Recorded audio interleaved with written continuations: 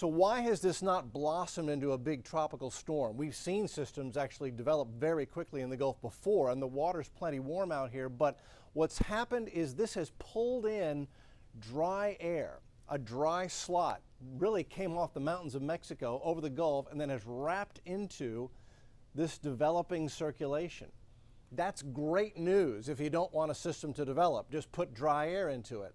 That's the opposite of what these storms feed on. They need warm, humid air to get going. So dry air is sort of like sticking a banana in the tailpipe. It slows down or stops that engine from really being able to fire, stops the exhaust mechanism.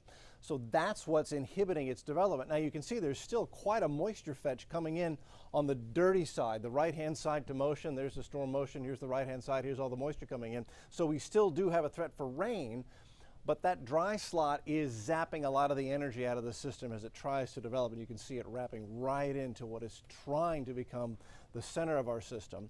But there's no deep convection near the center of this at all. And so that's great to see on satellite. That really inhibits or says this is not something that's blowing up into a big storm very quickly. So here are all the details going on right now. There's our dry slot wrapping into our developing low. That's the developing system. If there is a center to it, it's right there. And then we do have rain coming into Houston as we looked at on radar, but the rain's just not very heavy right now. Also a function of some of that dry air being entrained or pulled into those storms coming onshore. Let's take a look at the forecast. These are surface winds. So here's our low struggling to develop.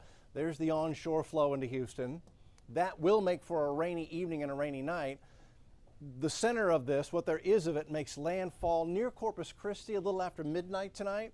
I think if we're going to see a heavier rain band, that's probably when it would happen.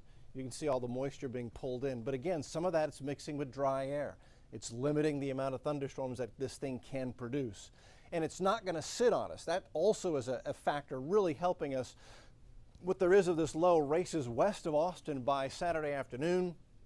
And then after that, it continues into North Texas. So it's not going to stop, sit, and back up on us. It's going to keep moving. Now, this keeps a moist flow coming into Houston, Galveston, but it removes the focusing mechanism and reduces the amount of rain that we could get with this. So at the moment, rainfall forecasts, quantitative precipitation forecasts, are not over the top at all. They say now through Saturday night, 1 to maybe 2.5 to 3 inches in spots, but we can certainly handle that. That's music to my eyes right now to see another forecast for rainfall that's not over the top with this system.